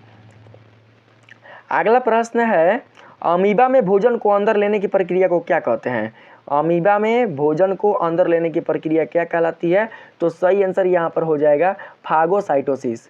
ठीक ना, 136 का यही होगा, फागोसाइटोसिस। ऑप्शन नंबर सी 136 का बिल्कुल करेक्ट आंसर होगा। ठीक है, जैसे आपने यहाँ पर देखा था 134 है। 134 में मैंने आप लोगों को एंडोसाइटोसिस बताया था ना, एंडोसाइटोसिस बताया था। हाँ, एंडोसाइटोसिस बताया था। अमीबा में भोजन ग्रहण की प्रक्रिया को कौन सा शब्द दर्शाता है? तो एंडोसाइटोसिस। इसमें क्या बोल रहे हैं? अमीबा में भोजन को अंदर लेने की प्रक्रिया को क्या कहते हैं? तो फागोसाइटोसिस। इसको फागोसाइटोसिस कहते हैं। 136 का सही आंसर क्या होगा? तो ऑप्शन नंबर सी। दोनों का मतलब समझ आ रहा है बाबू? देखो, जब अमीबा अपने कुटपाद के माध्यम से भोजन को फंसा लेता है ना, भोजन को फंसाकर जब खाद्य रिक्तिका बनाता है ना, तो इसी को कहा जाता है दोस्तों एंडोसाइटोसिस। क्या कहा जाता है? एंडोसाइटोसिस। जब इस खाद्य रिक्तिका में भोजन का पूर्ण रूप से पाचन हो जाता है और पचे हुए भोजन जब अमीबा के शरीर में प्रवेश करता है, अमीबा के कोशिका द्रव में प्रवेश करता है, तो यही क्रिया फागोसाइटोसिस कहलाता है। तो अब आप समझ गए कि फागोसाइटोसिस क्या कहलाता है और एंडोसाइटोसिस क्या कहलाता है। ठीक है, अंतर बिल्कुल भी आप लोग बाबू गड़बड़ाइएगा मत अंतर में। अगला प्रश्न है यहाँ पर 137 नंबर में, अमीबा में पाचन कहाँ होता है? अमीबा में पाचन कहाँ होता है? तो सही आंसर हो जाएगा बाबू 137 का हमारा कोशिका के भीतर, यानी कि कोशिका द्रव में। कोशिका द्रव में बाबू होता है बाबू पाचन भोजन का। किसका?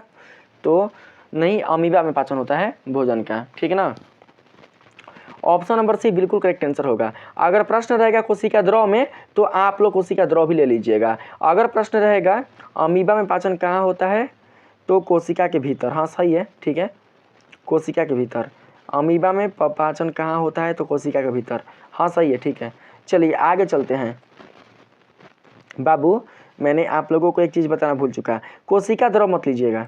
ठीक है, मैंने आप लोगों को कोशिका द्रव बताया ना, कोशिका द्रव आप लोग बिल्कुल भी मत लेना, क्योंकि कोशिका द्रव में भोजन के पाचन के बाद जो पदार्थ बाबू बनता है वही कोशिका द्रव में जाता है। ठीक है, अमीबा में जब भोजन का पाचन होता है तो अमीबा में भोजन के पाचन का पूरा हो जाने के बाद जो पचा हुआ भाग होता है वही कोशिका द्रव में जाता है। अगर प्रश्न है कि अमीबा में पाचन कहाँ होता है, तो आप बताना खाद्य रिक्तिका या फिर खाद्यदानी। ठीक है, खाद्य रिक्तिका का अंदर बोलेगा ना, ये तो बाहर बोल दिया है। अगर रहेगा ऑप्शन में खाद्य रिक्तिका के अंदर तो आप लोग इसी को सेलेक्ट करना। अगर रहेगा प्रश्न के आंसर में खाद्यदानी में तो आप लोग खाद्यदानी ही बताना। ठीक है, ना कि कोशिका द्रव्य। कोशिका के अंदर बता सकते हैं, भले कोशिका के भीतर हो सकता है। ठीक है, कोशिका के भीतर हमने इसलिए लिया क्योंकि खाद्य रिक्तिका के बाहर यहाँ पर है ऑप्शन, इसलिए हमने ऑप्शन नंबर सी लिया। लेकिन बिल्कुल भी कोशिका द्रव्य में नहीं लीजिएगा, क्योंकि कोशिका द्रव्य में बिल्कुल भी भोजन का पाचन नहीं होता, बल्कि पचे हुए भोजन का अंश आता है। ठीक, अगला है 138 नंबर में, अमीबा में पाचन रस किसके द्वारा स्रावित होता है? अमीबा में पाचन रस किसके द्वारा स्रावित होता है? तो सही आंसर 138 के यहाँ पर हो जाएगा हमारा लाइसोसोम के द्वारा। लाइसोसोम के द्वारा, अमीबा में लाइसोसोम होते हैं कोशिकांग के रूप में, तो यहीं से पाचन रस का स्राव होता है। तो right answer option number B होगा। ठीक है, हर एक प्रश्न बहुत इंपॉर्टेंट है बाबू, अभी सब अमीबे का चल रहा है, देख लीजिए। अगला प्रश्न है, अमीबा में पाचन के बाद बनने वाले छोटे अणु कहाँ पर विस्तृत हो जाते हैं? बताइए तो, अमीबा में पाचन के बाद बनने वाले पचे हुए जो भोजन के कण हैं, जो अणु हैं, वो कहाँ पर विस्तृत हो जाते हैं? तो कोशिका झिल्ली में। तो सही आंसर यहाँ पर 139 का हो जाएगा हमारा कोशिका द्रव्य। ठीक है, कोशिका झिल्ली का जो आंतरिक भाग है ना, वही कोशिका द्रव्य कहलाता है। तो करेक्ट आंसर होगा ऑप्शन नंबर सी, याद रखेंगे। ठीक है, कोशिका द्रव्य, कोशिका झिल्ली ना, कोशिका झिल्ली कोशिका का बाहरी भाग होता है और कोशिका का आंतरिक भाग कोशिका द्रव्य होता है। अगला प्रश्न है, अमीबा में अवशोषित भोजन का उपयोग किसमें होता है? अमीबा में अवशोषित भोजन का उपयोग किसमें होता है? तो ऊर्जा उत्पादन एवं भंडारण में। ऊर्जा उत्पादन एवं भंडारण में होता है, इसलिए राइट आंसर 140 का ऑप्शन नंबर बी होगा। ये तो सब जीव में ही होता है, ये कोई जरूरी थोड़ी ना है कि अमीबे में होगा। अगला प्रश्न है, अमीबा में अपचित भोजन किस प्रक्रिया द्वारा बाहर निकलता है? तो बहिक्षेपण यानी कि उत्सर्जन, उत्सर्जन प्रक्रिया के द्वारा बाहर निकलता है। तो करेक्ट आंसर क्या होगा? ऑप्शन नंबर सी आप सभी याद रखेंगे। ठीक है, पाचन क्रिया में जब उत्सर्जन की क्रिया होता है ना, तो उत्सर्जन की क्रिया में वर्ज्य पदार्थ बाहर निकलते हैं। ठीक है, यहाँ पर अगला प्रश्न है बाबू, पैरामीशियम। अब आ चुका है पैरामीशियम, ये भी एक जीव है। ठीक है, ये भी एक एककोशिकीय जीव है, लेकिन इसमें बाबू क्या होता है कि भोजन ग्रहण करने के लिए एक खास अंग होते हैं। अमीबा में भोजन ग्रहण करने के लिए कोई खास अंग नहीं होता, लेकिन पैरामीशियम वाला जो जीव है इसमें दोस्तों भोजन को ग्रहण करने के लिए एक खास अंग होता है और भोजन के निष्कासन के लिए भी एक खास अंग होता है। ठीक है, कहा गया है पैरामीशियम में भोजन किसकी सहायता से ग्रहण किया जा सकता है, तो यहाँ पर करेक्ट आंसर हो जाएगा 142 का हमारा ऑप्शन नंबर बी, सिलिया के द्वारा। किसके द्वारा? सिलिया के द्वारा। ठीक है, देखिए जो आप देख रहे हैं ना किनारे किनारे, किनारे किनारे यहाँ पर रंध्र रहता है, किनारे किनारे किनारे किनारे देखते हैं ना, यहाँ पर जो आप रोम देख रहे हैं, रोम, इसी को सिलिया कहा जाता है। ठीक है, इसी को सिलिया कहा जाता है। एक चीज़ और, अमीबा अपना आकृति बदल सकता है, लेकिन पैरामीशियम अपना आकृति नहीं बदल सकता। अमीबा की आकृति निश्चित होती है, लेकिन पैरामीशियम की आकृति निश्चित नहीं होती। अगर ऐसा है पैरामीशियम तो ऐसा ही है। ठीक है, इसमें बदलाव नहीं हो सकता। बताया समझ में? तो सिलिया याद रखना बाबू, पैरामीशियम में भोजन सिलिया के द्वारा ग्रहण किया जाता है, तो correct answer option number B होगा। अगला प्रश्न है 143 नंबर में, पैरामीशियम में खाद्य रिक्तिका किस दिशा में घूमती है? पैरामीशियम में खाद्य रिक्तिका किस दिशा में घूमती है, आपको यही बताना है। निश्चित मार्ग पर, गोलाकार, अनियमित रूप से, या केंद्र की ओर। तो 143 का जो सही आंसर होगा वो हो जाएगा दोस्तों यहाँ पर हमारा 143 का होगा निश्चित मार्ग पर। एक निश्चित मार्ग पर घूमती है, निश्चित मार्ग पर, मार्ग बदलता नहीं है। तो करेक्ट आंसर हो जाएगा यहाँ पर हाई वाला ऑप्शन नंबर ए, निश्चित मार्ग पर घूमती है, याद रखेंगे। अगला प्रश्न है, पैरामीशियम में अपचित भोजन कहाँ से बाहर निकलता है? तो एक विशिष्ट स्थान से। मैंने बताया ना बाबू, पैरामीशियम में भोजन ग्रहण करने के लिए भी एक विशिष्ट स्थान होते हैं, जिस प्रकार से हम जैसे जीवों को होते हैं, और भोजन को बाहर निकालने के लिए भी, भोजन का जो बिना पचा हुआ भाग है उसके निष्कासन के लिए भी पैरामीशियम में एक विशिष्ट स्थान होता है, एक विशिष्ट अंग होता है। तो करेक्ट आंसर होगा ऑप्शन नंबर सी, याद रखिएगा। ठीक है, आइए 145 नंबर सवाल में आए तो कहा गया है, मनुष्य में पोषण का प्रकार कौन सा होता है? तो परपोषी भैया, सबको पता है, ऑप्शन नंबर ए बिल्कुल करेक्ट आंसर होगा। इतना मनुष्य समझदार है कि खुद से बना देगा। मनुष्य की आहार नाल की कुल लंबाई लगभग कितनी होती है? तो 9 मीटर, याद रखिएगा। पूरा आहार नाल समझ रहे हैं, मुख गुहिका से शुरू होते हुए मल द्वार तक। ठीक है, आपके शरीर के मुख गुहिका से शुरू होते हुए आपके शरीर के, मानव शरीर के, ठीक है, मानव शरीर के बाबू, मानव शरीर के मुख गुहिका से शुरू होते हुए मल द्वार तक का जो बाबू नाल होता है, जो वाहिका होता है, जो पाइप होता है, उसी को कहा जाता है आहार नाल। उसी नाल के माध्यम से, उसी पाइप के माध्यम से भोजन का पूर्ण रूप से पाचन हो पाता है। तो उसकी अगर टोटल लंबाई की बात करें तो टोटल जो लंबाई होती है वो होती है 9 मीटर। कितना? 9 मीटर। आप सभी याद रखेंगे, ऑप्शन नंबर सी बिल्कुल करेक्ट आंसर होगा। अगला प्रश्न है, आहार नाल शरीर के किस भाग में कुंडलित होती है? आहार नाल शरीर के किस भाग में कुंडलित होती है? तो बाबू सही आंसर हो जाएगा हमारा उदर। उदर यानी कि पेट, पेट में कुंडलित होती है। ठीक है, पेट में कुंडलित होती है, पेट में ही कुंडलित होती है, मतलब टेढ़े मेढ़े ऐसे किसी भी तरीके से घुमा हुआ कौन रहता है? छोटी आंत ना, छोटी आंत, बात को समझना आप लोग। ठीक है, तो 147 का सही आंसर हो जाएगा हमारा यहाँ पर ऑप्शन नंबर बी, उधर आप लोग याद रखना यहाँ पर। ठीक, यहाँ पर अगला प्रश्न है 148 नंबर में, मनुष्य की आहार नाल का कौन सा भाग अंतिम होता है? तो बाबू अंतिम जो भाग है वो होता है गुद्दा या मलद्वार, जहाँ से वर्ज्य पदार्थों का, अपशिष्ट पदार्थों का निष्कासन होता है। ठीक, यही अंतिम भाग होता है बाबू। तो 148 का सही आंसर होगा ऑप्शन नंबर सी, आप सभी याद रखेंगे। ठीक है, अगला प्रश्न है दोस्तों, यहाँ पर आप देख सकते हैं, अब बहुत ही आसान क्वेश्चन है। देखिए, इसमें बोला गया है, मनुष्य के मुख गुहा में यानी कि मुख में, मुंह में दांत कहाँ पर स्थित होते हैं? तो बाबू जबड़े पर ही दांत स्थित होते हैं, जबड़े ही उनके मिट्टी होते हैं। जिस प्रकार से दोस्तों पेड़ पौधे मिट्टी की सहायता से खड़े होते हैं, ठीक है, इसी प्रकार से जो हमारे मुख में उपस्थित दांत है वो जबड़े की सहायता से खड़े होते हैं। जिस प्रकार से पेड़ पौधों के लिए मिट्टी दोस्तों उनका आधार है, ठीक है, इसी प्रकार से हमारे मुख में उपस्थित दांतों का आधार हमारे मुख गुहिका का जबड़ा है। तो करेक्ट आंसर क्या होगा? तो ऑप्शन नंबर ए, आप सभी याद रखेंगे 149 का। ठीक है, अगला जो प्रश्न है 150 नंबर में, इसमें आपसे कहा गया है बाबू, एक वयस्क मनुष्य के मुंह में कुल कितने दांत होते हैं? तो 32। ठीक है, एक वयस्क मनुष्य के मुंह में टोटल होते हैं 32 दांत, आप सभी याद रखिएगा। ठीक है बाबू, याद रखेंगे। ऑप्शन नंबर डी बिल्कुल करेक्ट आंसर होगा। और ये दांत कितने भागों में बटे होते हैं? तो 4 भागों में, कृंतक, रदनक, अग्रच्वर्णक और च्वर्णक, इन 4 भागों में बटे होते हैं। बता रहा समझ में?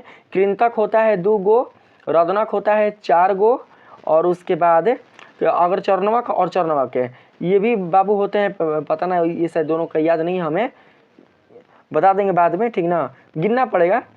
ऐसे ही होता है। ठीक है, हमारे मुख में दांत है। 151 नंबर सवाल में कहा गया है, शिशु में निकलने वाले दांतों को क्या कहा जाता है? दूध के दांत। जो बच्चे होते हैं, जो शिशु होते हैं, जो नवजात होते हैं, उनमें जो दांत निकलते हैं बाबू, उनके मुख में जो दांत निकलते हैं उसे कहा जाता है दूध के दांत। क्या कहा जाता है? दूध के दांत। तो सही आंसर होगा ऑप्शन नंबर सी, आप सभी याद रखेंगे। ठीक है, अगला प्रश्न है, मनुष्य में दांतों का विकास 2 चरणों में होता है, इसलिए इन्हें क्या कहा जाता है? तो दोस्तों इन्हें कहा जाता है गर्तिका दंती। क्या कहा जाता है? गर्तिका दंती। 152 का सही आंसर हो जाएगा गर्तिका दंती नहीं जी, यहाँ पर दीवार दंती होगा। दीवार दंती, दीवार दंती मतलब 2 बार दांत निकलते हैं। दीवार दंती मतलब 2 बार दांत निकलते हैं, एक बार दूध वाला दांत और एक बार निश्चित दांत, जो कि आजीवन आपके साथ रहता है। ठीक है, आजीवन, अंतिम समय तक आपका साथ देता है। बात है समझ में? अगर आप दांत की रक्षा करें तो, दांत की देखभाल करें तो आपके साथ वो आजीवन रहता है। तो 152 का करेक्ट आंसर क्या होगा? तो ऑप्शन नंबर सी, आप सभी याद रखेंगे। अगला प्रश्न है, जबड़े की हड्डी में फंसे हुए, यहाँ पर फंसे हुए होगा, फंसे हुए, जबड़े की हड्डी में फंसे ना धंसे हुए, यहाँ पर जबड़े की हड्डी में फंसे हुए दांत को क्या कहते हैं? फंसे हुए नहीं, धंसे हुए। यहाँ पर धंसे होगा बाबू, धंसे होगा ना, क्वेश्चन गलती है। जबड़े की हड्डी में धंसे हुए दांत को क्या कहते हैं? तो बाबू जो जबड़े की हड्डी में धंसा हुआ दांत है ना, उसको कहा जाता है गर्तिका दंत। क्या कहा जाता है? गर्तिका दंत, याद रखना ना, गर्तिका दंत कहा जाता है। ऑप्शन नंबर बी बिल्कुल करेक्ट आंसर होगा। ठीक, आइए, जो दूध के दांत होते हैं ना, दूध के दांत वो जबड़े में तो धंसे होते हैं, लेकिन जबड़े की हड्डी में बिल्कुल भी धंसे हुए नहीं होते हैं, क्योंकि दूध के दांत को तो गिरना है। दूध के दांत को आज नहीं तो कल गिरना है, लेकिन उसके बाद जो नए आने वाले दांत हैं, जो अस्थायी दांत हैं, उन्हें गिरना नहीं है। इसलिए ये दांत कहाँ तक होते हैं? तो जबड़े की हड्डी तक होते हैं। बातें समझ में? मतलब जबड़े की बहुत गहराई तक बाबू इनका फैलाव होता है, ये बहुत ही अंदर तक धंसे रहते हैं। ठीक है, तो सही आंसर होगा ऑप्शन नंबर बी। यहाँ पर 154 नंबर सवाल में आए तो कहा गया है, दांतों के विभिन्न प्रकार होने के कारण मनुष्य को क्या कहा जाता है? विषमदंती। दांतों के विभिन्न प्रकार होने के कारण मनुष्य को विषमदंती कहा जाता है, यानी कि मनुष्य में एक ही प्रकार के दांत नहीं होते, एक ही प्रकार के दांत बिल्कुल भी नहीं होते हैं, इसलिए विषमदंती कहा जाता है। तो correct answer option number B होगा। अगला प्रश्न है बाबू, मनुष्य के मुख में पाए जाने वाले दांतों की संख्या और कितने प्रकार होते हैं? बताइए।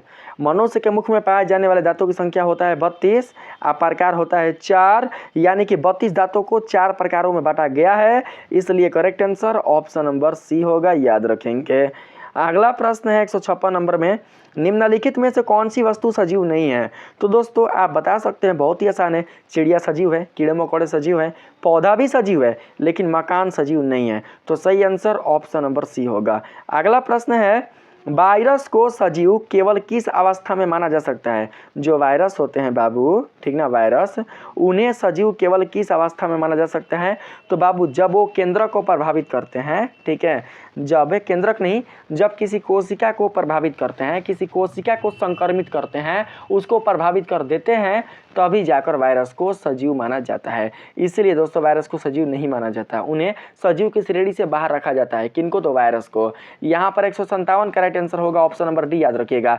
जब वह जीवित कोशिका को संक्रमित करता है, जो भी वायरस जीवित कोशिका को संक्रमित करने में सक्षम रहता है, उसी को सजीव माना जाता है। जो वायरस जीवित कोशिका को संक्रमित करने में सक्षम नहीं होता, उसे बिल्कुल भी सजीव नहीं माना जाता। तो आप सभी ऑप्शन नंबर डी को याद रखेंगे।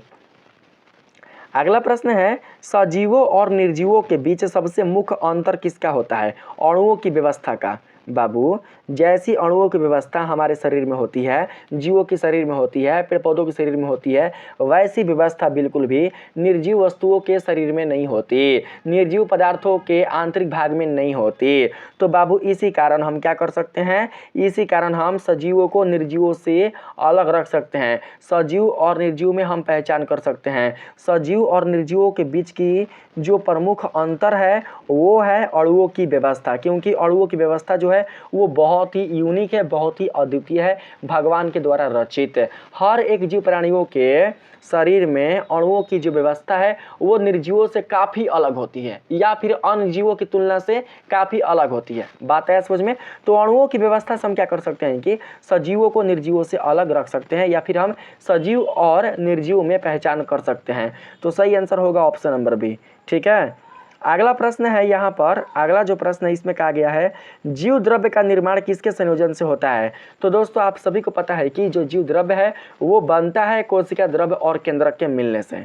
ठीक है, कोशिका द्रव्य और केंद्रक के मिलने से ही जीव द्रव्य का निर्माण होता है। तो यहाँ पर हो जाएगा न्यूक्लियो प्रोटीन, न्यूक्लियो यानी कि केंद्रक, न्यूक्लियो प्रोटीन वे अन्य अणु के मिलने से जीव द्रव्य का निर्माण होता है। तो करेक्ट आंसर होगा यहाँ पर ऑप्शन नंबर बी, याद रखेंगे आप सभी। अगला प्रश्न है 160 नंबर में, आणविक गति किस में पाई जाती है? आणविक गति पाई जाती है केवल सजीव वाले जीवों में। ठीक है, सजीवों में, सजीव वाले जीवों में, सजीव में पौधे भी आ जाएंगे। आणविक गति केवल सजीवों में ही पाई जाती है। दोस्तों आप भले चले या ना चले, आपके शरीर के अंग काम करे या ना करे, लेकिन अगर आप जीवित हैं तो आपके शरीर के अंदर जो बाबू जो भी मतलब माध्यम होते हैं, जो भी तंत्र होते हैं वो गति करते हैं, वो काम करते हैं। भोजन गति करता है पाचन के फलस्वरूप, ठीक है, रक्त गति करता ही है बाबू, स्थानांतरण के फलस्वरूप, परिचलन के परिवहन के फलस्वरूप गति करता ही है। ठीक इसी प्रकार से बात करें उत्सर्जन तंत्र का, तो उत्सर्जन तंत्र से जुड़े हुए जितने भी दोस्तों उसमें अंग होते हैं, जितने भी उसमें दोस्तों द्रव्य होते हैं वो भी गति करते हैं। हमारा जो हृदय है वो भी गति करता है, हमारे जो ऊतक होते हैं वो भी गति करते हैं। तो सजीवों में क्या पाया जाता है? सजीवों में आणविक गति पाई जाती है, लेकिन निर्जीवों में जो अणु होते हैं, जो छोटे छोटे कण होते हैं, वो गति नहीं करते बल्कि वो अस्थायी रहते हैं। बताया समझ में? ठीक है, तो ऑप्शन नंबर डी होगा, आप लोग याद रखिएगा। तो दोस्तों इस वीडियो में इतना ही। मैंने आप लोगों को इस वीडियो में टोटल 80 VVI वस्तुनिष्ठ प्रश्न बता चुका है। मुझे उम्मीद है कि आप लोगों को ये वीडियो बहुत ही अच्छा लगा होगा।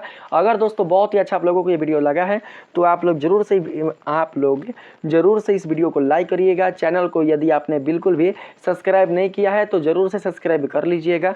मिलते हैं फिर से एक नए वीडियो के साथ, तब तक के लिए आप सभी को दिल से धन्यवाद।